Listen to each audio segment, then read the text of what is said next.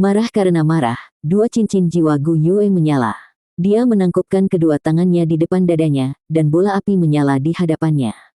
Pita cahaya hijau berputar di sekitarnya dan bergabung bersama saat tangan Gu Yue bergerak melingkar. Api dan angin saling melengkapi, anginnya menyalakan api sampai berubah menjadi tornado raksasa yang menyala. Badai api ini hanya setinggi 1 meter, tetapi sebagai elementalis itu sendiri, saudara perempuan Zhou dapat merasakan angin di sekitarnya dan elemen api menyatu menjadi tornado. Itu dengan cepat tumbuh dan beberapa detik kemudian, tingginya sudah melebihi 2 meter. Dia memahami hati elemen itu. Zhou Tian, yang selalu tersenyum akhirnya kehilangan ketenangannya saat dia berteriak ketakutan. Hati elemen ini hanya penting bagi master jiwa tipe elemen. Jika mereka ingin mendapatkan kekuatan sejati, maka mereka harus memahami inti dari elemen yang mereka kendalikan. Hati sebuah elemen adalah esensinya dan selama seseorang menggenggamnya, tidak hanya seseorang dapat memanfaatkan kekuatan di dalam dirinya, mereka juga dapat memanfaatkan kekuatan elemen yang ditemukan di atmosfer. Itu adalah kemampuan yang memungkinkan kekuatan seseorang melampaui kekuatan jiwa mereka. Yang kuat dan yang lemah dipisahkan oleh apakah seseorang telah memahami hati elemennya. Secara alami, jika seseorang memanggil kekuatan di luar kendalinya, itu mungkin bisa melahapnya. Dan untuk alasan inilah kekuatan spiritual sangat penting bagi master jiwa tipe elemen. Kontrol yang lebih baik yang dimiliki seseorang, semakin kecil kemungkinannya seseorang akan dimakan oleh elemennya sendiri. Dalam arti tertentu, Ice Spirit Zhou Hanyu dan Wood Spirit Zhou Tian, meningkatkan kontrol mereka atas elemen. Namun, mereka masih jauh untuk memahami hati elemen tersebut. Satu-satunya cara itu mungkin untuk angin puyuh Gu Yue untuk terus tumbuh ketika dia jelas tidak memberinya kekuatan jiwa adalah jika dia telah memahami hati elemen dan memanggil kekuatan elemen sekitarnya untuk memberi makan badai api. Berapa umurnya? Bagaimana dia bisa memahami hati elemen? Dan dua dari mereka pada saat itu. Ini luar biasa. Cepat, kita harus bertindak. Zhou Hanyu adalah orang pertama yang pulih dari keterkejutannya. Mereka berdua tahu betapa menakutkan kekuatan hati elemen itu. Jika dia kehilangan kendali, maka malapetaka akan menimpa semua orang di atas panggung. Tidak ada yang tahu apakah Gu Yue bisa mengendalikannya. Dalam banyak kasus, seorang master jiwa yang telah memahami hati elemen akan memutuskan hubungan mereka dengan energi elemen sebelum mereka mencapai batas kendali mereka untuk menghindari dimakan, tetapi Gu Yue baru berusia 10 tahun. Mereka tidak berani berjudi dengannya. Zhou Hanyu mengulurkan tangan kanannya sementara Zhou Tian, mengulurkan tangan kirinya. Saat keduanya berpegangan tangan, perubahan terjadi pada mereka. Sosok biru bersinar di belakang Zhou Hanyu sementara sosok zamrud turun di belakang Zhou Tian, dan memeluk mereka. Saat itu, aura kekuatan mereka melonjak ke ketinggian yang mencengangkan. Pada saat yang sama, semua penonton di dalam kotak berdiri dengan waspada. Ini termasuk kotak 7 Wu Zhangkong dan Shen Yi, dan kotak 1 Long Huantian dan Zhang Zhenpeng. Meskipun mereka tidak berada di kotak yang sama, selalu saja, semuanya tercengang tanpa kata-kata. Tidak ada yang memiliki ekspektasi tinggi untuk pertandingan 3 lawan 3 ini pada awalnya, tapi sekarang terbukti terlalu mengejutkan bagi siapapun untuk memahaminya. Wu Zhangkong tahu bahwa Tang Wulin dan lawan lainnya sangat kuat saat pertandingan dimulai. Selain memiliki 2 master jiwa 3 cincin, pengalaman tempur tim Sealan sangat pesat dibandingkan dengan lawan mereka sebelumnya. Selain itu, ada 2 master jiwa tipe elemen di tim itu. Taktik Tang Wulin terbukti efektif seiring berjalannya pertandingan. Sangat penting bagi Xie untuk membuat Wang Dongqi sibuk, jika tidak, mereka harus berurusan dengan master jiwa tipe penyerangan yang kuat yang pedang Thunder Flash-nya memiliki beberapa properti kontrol. Dalam situasi itu, 2 master jiwa tipe elemen bisa bertarung dengan performa puncak mereka. Apa yang benar-benar membuat Wu Zhangkong tidak bisa berkata-kata, bagaimanapun, adalah betapa arogannya Tang Wulin. Dia tidak membiarkan Gu Yue bertindak pada awalnya untuk menghemat kekuatannya, dan tidak sampai dia ditekan sehingga dia memanggilnya. Mereka telah meremehkan kekuatan Zhou Hanyu, tetapi pemahaman Gu Yue tentang hati elemen membuat Wu Zhangkong dan Shen Yi menganga. Shen Yi hampir meminta Wu Zhangkong untuk menyerahkan Gu Yue padanya saat itu juga. Setiap master jiwa tipe elemen yang memahami hati elemen adalah jenius yang jarang ditemukan, belum lagi jumlah elemen berbeda yang dimiliki Gu Yue. Bahkan jika keterampilan jiwanya tidak dapat memengaruhi suatu elemen secara langsung, itu tidak masalah karena dia memahami hati elemen. Dia pasti telah menangkap jantung api dan angin, menjadikannya seorang jenius sekali seumur hidup. Namun, keterkejutan mereka tidak berakhir di situ. Zhou Hanyu, yang terpojok oleh badai, memperlihatkan kartu trufnya. Pemandangan aneh terjadi di belakang mereka ketika dia dan saudara perempuannya bergandengan tangan, dan semua ahli tontonan yang kuat dengan cepat menyadari apa itu. Kemampuan paling langka dan paling kuat di dunia master jiwa, keterampilan fusi jiwa bela diri. Selain itu adalah keterampilan fusi jiwa dua elemen. Bahkan di turnamen tingkat federal, ini masih akan menjadi pemandangan yang menakjubkan. Namun, untuk berpikir itu muncul di acara 3 orang divisi junior turnamen Aliansi Skycea, pertandingan yang diharapkan semua orang tidak bersemangat. Sementara itu, Long Huantian akhirnya mengerti mengapa Zhang Zhenpeng begitu percaya diri dengan permintaannya. Tidak heran dia begitu percaya diri. Mengabaikan efek skill fusi jiwa, fakta bahwa kedua bersaudara itu bisa menggunakan skill ini membuat mereka layak untuk 2 kuota ujian Inner Court. Bahkan jika Skycea City memerintah seperti tiran, ia tidak akan berani mengabaikan bakat seperti itu. Bagaimanapun, kemakmuran aliansi Skycea secara keseluruhan masih menjadi kepentingan mereka. Jika kedua saudara perempuan ini berhasil mencapai pelataran dalam Shrek, maka aliansi Skycea akan dihujani kehormatan dan kemuliaan, meskipun Akademi Sealan akan mendapatkan keuntungan paling banyak dari ini karena mereka akan secara langsung menerima kuota ujian dalam pengadilan di masa depan. Status aliansi Skycea juga akan meningkat dalam dunia master jiwa. Pada saat yang sama, Long Huantian memperhatikan ketiga anak dari Akademi Issea. Bocah-bocah ini sangat tangguh. Meskipun mereka mungkin tidak memiliki skill fusi jiwa, kontrol elemen gadis itu spektakuler. Apakah tornado yang tumbuh itu benar-benar hasil karya master jiwa dua cincin? Zhang Zhenpeng menatap dengan mata terbelalak. Masih terlalu dini untuk mengungkapkan keterampilan fusi jiwa Anda. Meski yakin timnya bakal juara, ia tetap takjub dengan kemampuan tim Issea. Dia awalnya mengira Tang Wulin adalah yang terkuat di tim, tetapi sekarang dia tahu bahwa itu adalah Gu Yue. Di atas panggung Zhou Hanyu dan Zhou Tian, mulai berkilauan seolah-olah keduanya adalah roh yang bermekaran dengan cahaya, menjerumuskan lingkungan mereka ke dalam dunia yang dingin. Cahaya biru dan hijau terjalin bersama untuk membentuk selimut kabut sedingin es yang menyebar ke seluruh arena, membanjiri elemen api dan angin di udara dan memperlambat pertumbuhan badai api. Ekspresi Gu Yue menjadi gelap. Keterampilan fusi jiwa melampaui harapannya. Detik berikutnya, cahaya putih muncul di depannya sebelum menampakkan sebatang pohon raksasa. Tubuhnya yang biru sedingin es terlihat seperti kental dari es namun meledak dengan vitalitas. Itu terbuka tepat di tengah badai api dan keduanya bertabrakan bersama, menghasilkan gelombang energi yang beriak di udara. Meskipun tornado yang berkobar merobek daun-daun dari pohon yang bergoyang, api juga menghilang dengan setiap daun yang robek. Di kejauhan, Wang Dongqi memperhatikan adegan ini dan segera melepaskan diri dari Xie untuk lari dari panggung. Dia tahu betapa kuatnya keterampilan fusi jiwa saudari Zhou. Dia mengambil waktu sejenak untuk menatap mata Xie saat dia lari dan berteriak, "Cepat lari!" Xie juga merasa ada yang tidak beres dan bergegas mengejarnya. Kedua saudara perempuan itu hampir tidak bisa menggunakan keterampilan fusi jiwa ini dengan basis kultivasi mereka saat ini, tetapi mengendalikannya adalah masalah lain. Wang Dongqi memahami ini dan tahu untuk lari. Kulit Gu Yue memucat saat tornado yang menyala menyebar. Ke samping, wasit dengan putus asa berteriak, "Berhenti!" Tapi sudah terlambat untuk menghentikannya sekarang. Bang! Layar kaca kotak 7 pecah dan sesosok putih langsung terbang menuju arena. Situasi serupa terjadi di kotak 1, tetapi 2 sosok muncul sebagai gantinya.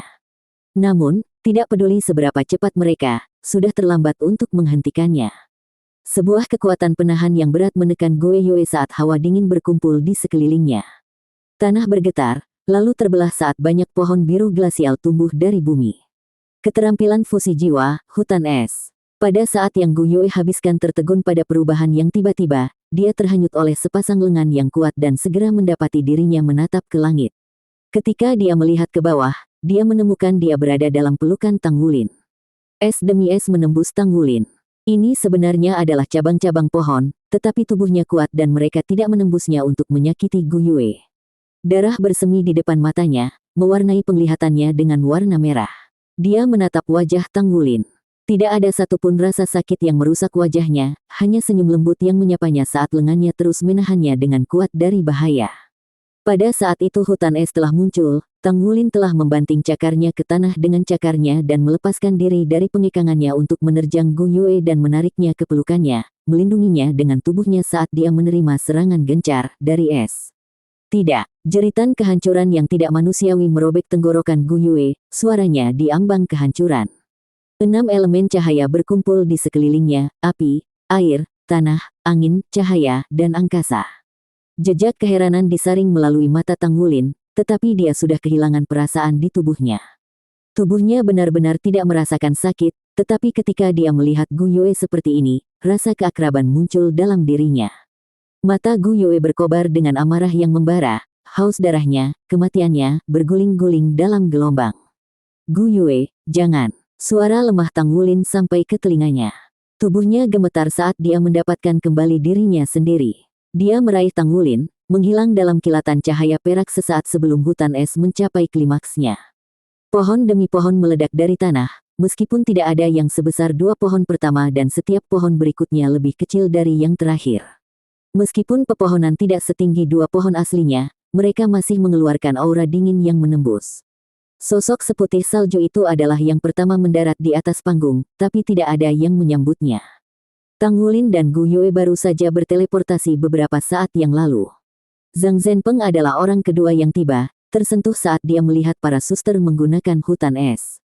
Ini buruk, ini hanya pertandingan. Mereka bahkan belum bisa mengendalikan skill fusi jiwa. Kecelakaan pasti akan terjadi. Sayangnya, dia terlambat selangkah. Keterampilan fusi jiwa telah selesai pada akhirnya. Para suster jatuh ke tanah, kulit mereka pucat saat mereka terengah-engah.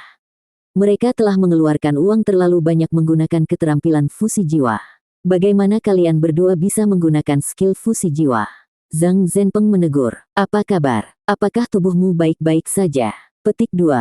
Kedua saudara perempuan itu menyesali tindakan mereka begitu mereka melepaskan hutan es. Mereka menyadari bahwa mereka masih kurang pengalaman. Saat menghadapi tornado yang membara, mereka panik dan keliru memilih untuk menggunakan kemampuan terkuat mereka. Rasa bersalah telah melanda mereka ketika mereka melihat keadaan menyedihkan Tang Wulin dan Gu Yue. Apakah ini cara Anda mengajar murid Anda?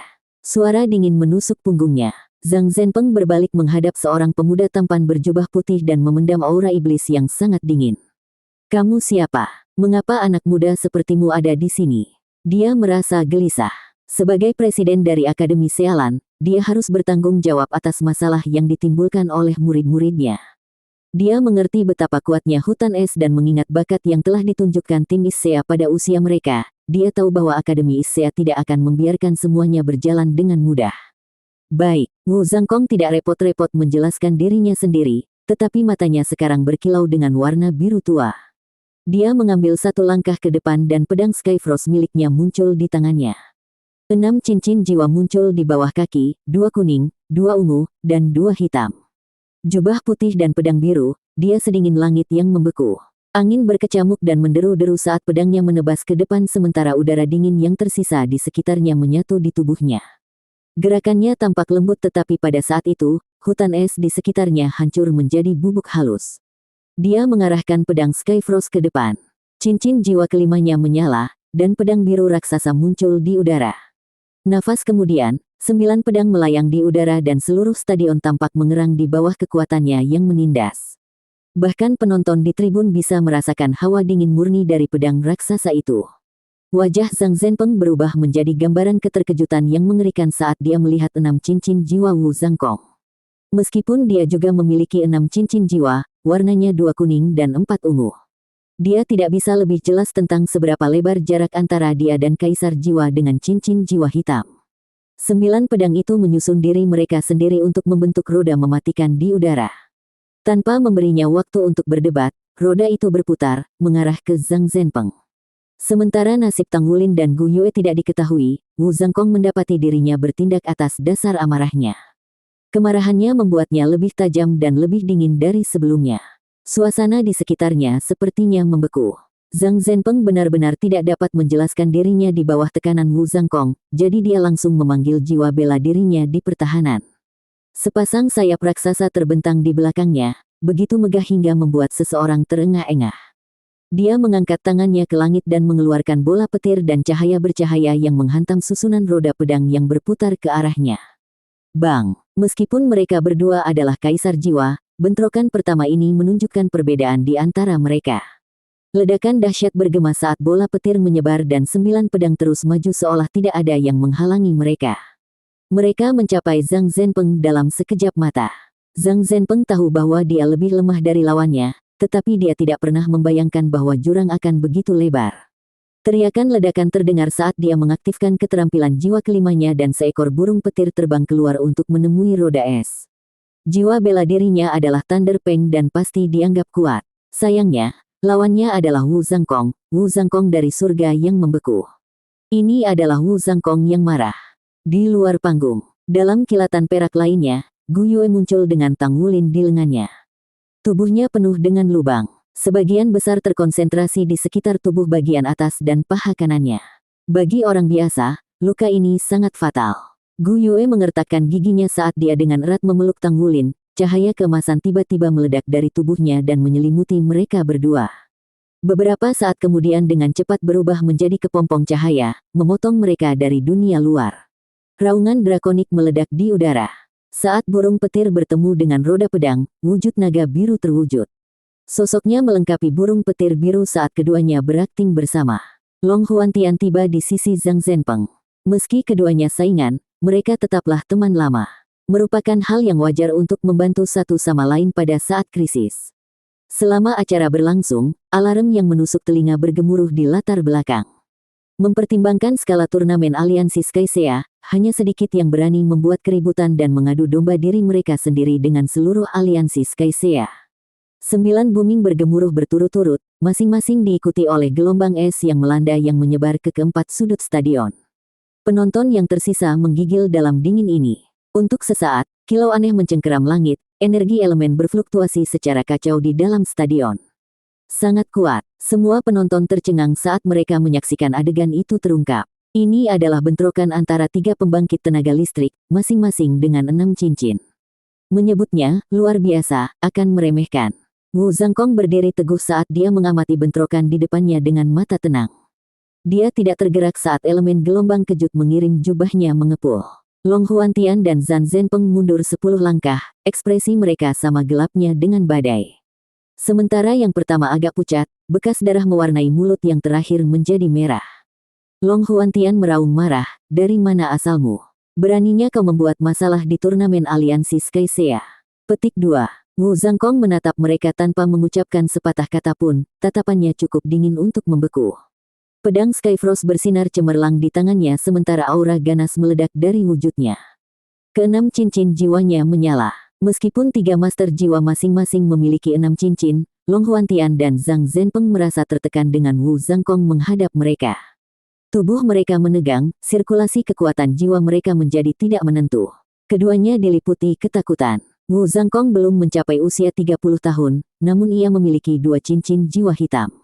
Ekspresi mereka menjadi masam membayangkan bertarung dengannya. 2 orang telah memperhatikan pertandingan ini sejak awal, Su Lizhi dan Ye Xinglan. Suara Su Lizhi bergetar karena kecemasan. Tang Wulin seharusnya baik-baik saja, kan? Ya, dia baik-baik saja. Kakak Xinglan, dia baik-baik saja, kan? Petik 2. Mata Ye Xinglan kusam. Dia datang untuk menonton pertandingan kelas 0 hari ini untuk mencari Gu Yue dalam persiapan untuk pertempuran yang mereka janjikan. Lagi pula, hanya dengan mengetahui diri sendiri dan musuh seseorang dapat muncul sebagai pemenang. Namun, dia tidak pernah menyangka pertarungan akan berlangsung seperti ini. Sebagai penonton, dia bisa melihat Tang Wulin melindungi Gu Yue di saat-saat terakhir hutan es, dengan tubuhnya sendiri. Dia tidak pernah melepaskannya bahkan ketika ranting-ranting itu menembusnya. Adegan itu menyentuh hatinya. Mereka adalah anak laki-laki dan perempuan, jadi tindakan murni seperti itu pada saat krisis dengan mudah membuatnya tergerak. Saat itu, semua dendamnya terhadap Tang Wulin lenyap, posisinya terangkat di hatinya. Ini adalah pertama kalinya dia melihat seseorang berkorban begitu banyak untuk orang lain. Tubuhnya penuh dengan lubang. Salah satu cedera itu bisa berakibat fatal. Dia juga terluka parah dalam pertempuran kita beberapa hari yang lalu.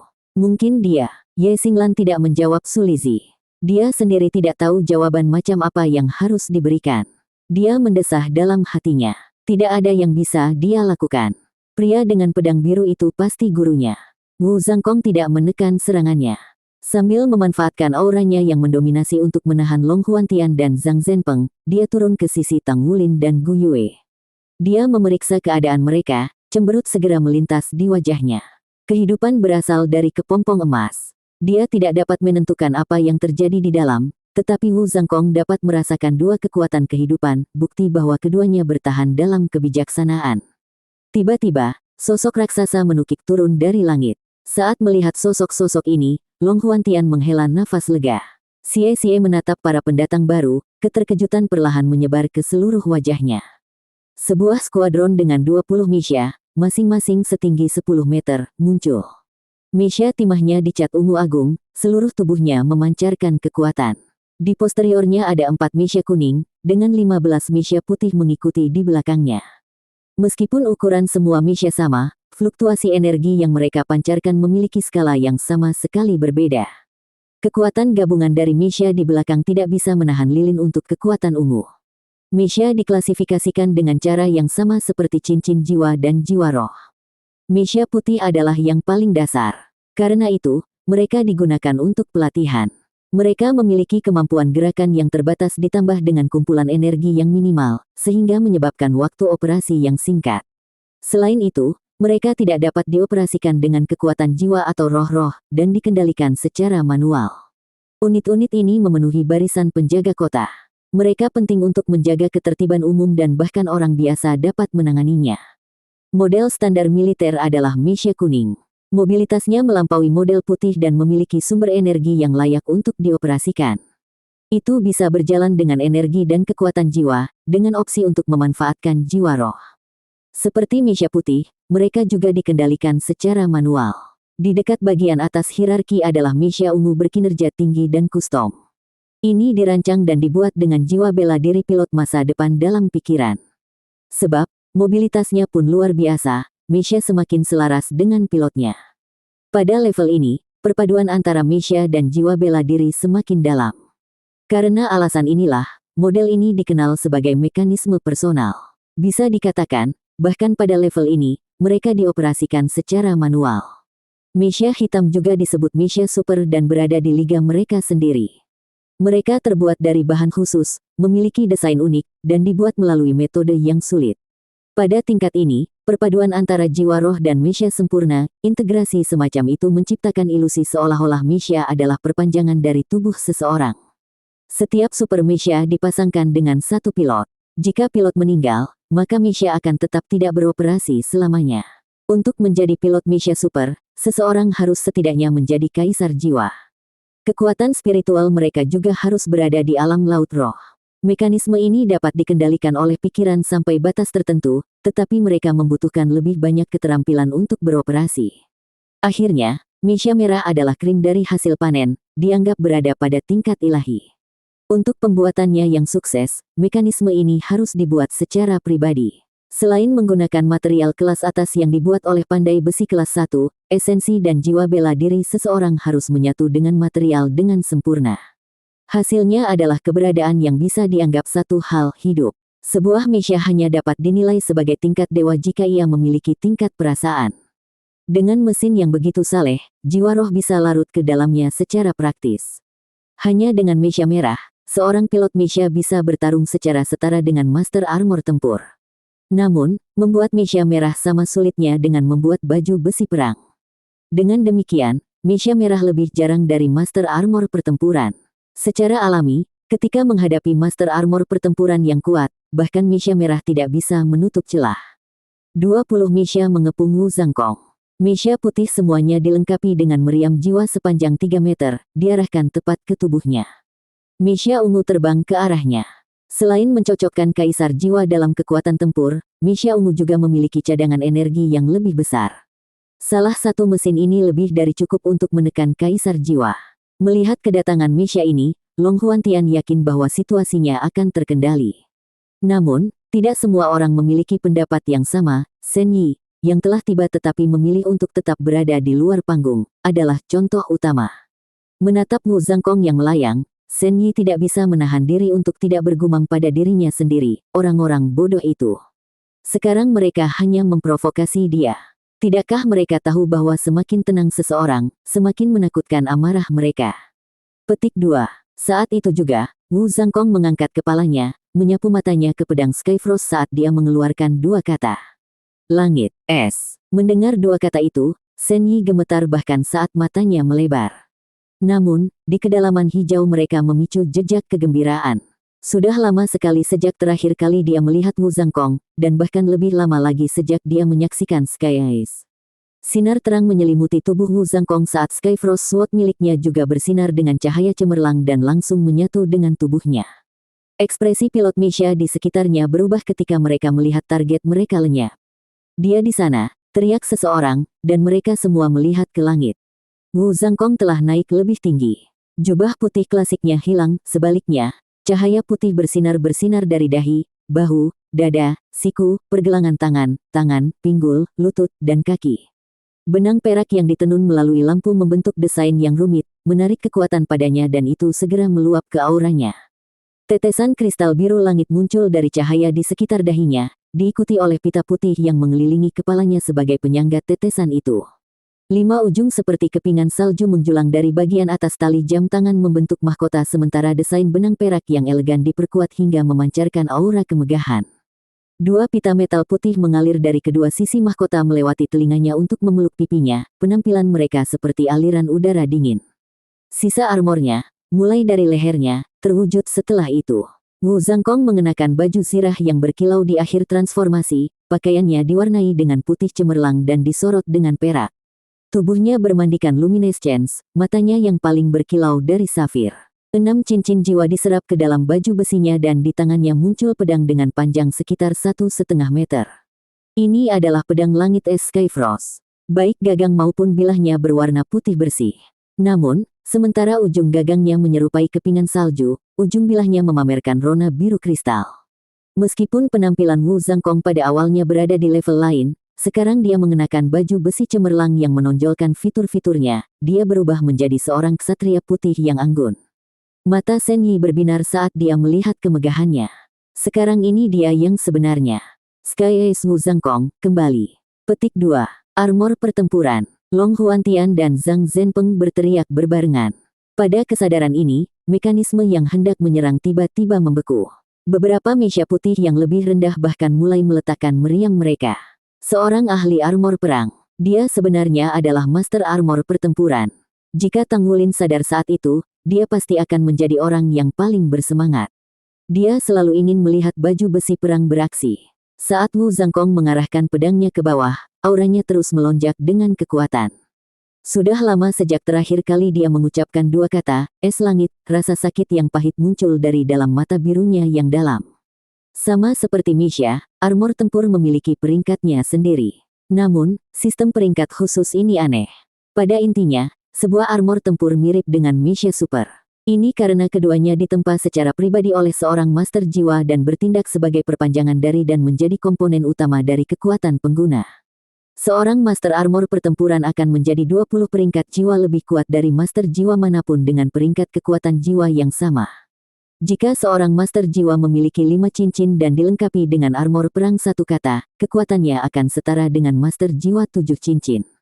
Master armor pertempuran dua kata dapat menandingi master jiwa dengan 8 cincin, dan seterusnya. Armor pertempuran dibagi menjadi 4 level. Dengan setiap peningkatan level, kata lain akan ditambahkan ke nama armor pertempuran. Armor pertempuran satu kata, setiap bagian dari baju besi terbuat dari ribuan logam halus dan membutuhkan minimal 5 cincin untuk digunakan. Armor pertempuran dua kata, setiap bagian dari baju besi terbuat dari logam yang dimurnikan dengan roh dan membutuhkan minimal 6 cincin untuk digunakan. Armor pertempuran tiga kata, setiap bagian dari baju besi terbuat dari logam halus jiwa dan membutuhkan 7 cincin minimum untuk digunakan. Armor pertempuran 4 kata, setiap bagian dari baju besi terbuat dari logam halus ilahi dan membutuhkan 9 cincin minimum untuk digunakan. Ketika Wu Zhangkong adalah master baju besi pejuang satu kata, dia menamai baju perangnya, es. Itu adalah kebiasaan untuk menambahkan nama baju perang seseorang ke milik sendiri. Oleh karena itu, ia disebut Ais Wu Zhangkong di dunia master jiwa pada periode hidupnya itu. Kemudian, dia menghabiskan banyak waktu dan tenaga untuk meningkatkan armor tempurnya menjadi dua kata. Setelah sukses, dia menjahit kata Sky dari Skyfrost Sword, mengubah nama armor tempurnya menjadi Sky Eyes. Dengan demikian, ia menjadi Wu Zhangkong Langit Es. Sky berasal dari Skyfrost Sword-nya, sedangkan Ice berasal dari nama kekasihnya. Dia tidak menggunakan armor perangnya dengan enteng, dia takut akan kerinduan yang kuat terhadapnya yang akan menyertainya.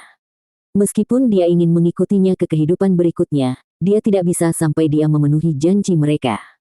Master baju besi pertempuran memegang posisi tertinggi di seluruh benua. Bahkan pejabat pemerintah akan menarik diri dari setiap perselisihan yang melibatkan salah satunya. Pada akhirnya, mereka akan dipaksa untuk memanggil Master Armor tempur lain yang bersekutu dengan pemerintah untuk menyelesaikan masalah.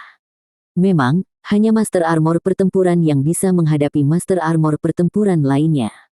Di benua Douluo, mereka adalah keberadaan yang paling agung. Alasan Akademi Shrek masih memiliki begitu banyak kekuatan dan pengaruh justru karena ia memiliki kekuatan Master Armor tempur terkuat. Pilot Mesha tidak bisa berharap untuk membandingkan dengan mereka. Bahkan jika ada Mesha hitam yang jarang terlihat, pilotnya akan tetap memperlakukan Wu Zhangkong dengan sangat sopan. Sekarang dilengkapi dengan Sky Ice, kekuatan Wu Zhangkong melonjak untuk menyamai ahli 8 cincin. Anda telah merugikan murid saya. Jika dia menderita luka abadi, maka Anda akan membayarnya dengan hidup Anda. Suara sedingin es Wu Zhangkong tenang, tetapi setiap kata jelas bagi semua orang yang hadir. Dia mengarahkan tatapan dominan ke Zhang Zhenpeng. Targetnya bukanlah dua saudara perempuan Zhou, mereka adalah anak-anak. Tidak, memberi makan tanpa mengajar adalah kesalahan ayah, mengajar tanpa keparahan adalah kemalasan guru. Orang yang dia benci adalah guru mereka. Ketika Zhang Zhenpeng menanyainya dengan cara yang meremehkan itu, amarahnya telah menyebar seperti nyala api yang membara. Zhang Zhenpeng memucat di depan Wu Zhangkong. Seorang Master Armor pertempuran dua kata. Dia sebenarnya adalah Master Armor pertempuran dua kata. Mengabaikan Zhang Zhenpeng, tidak ada satu orang pun di kota Sealan yang berani menyinggung seseorang setinggi ini.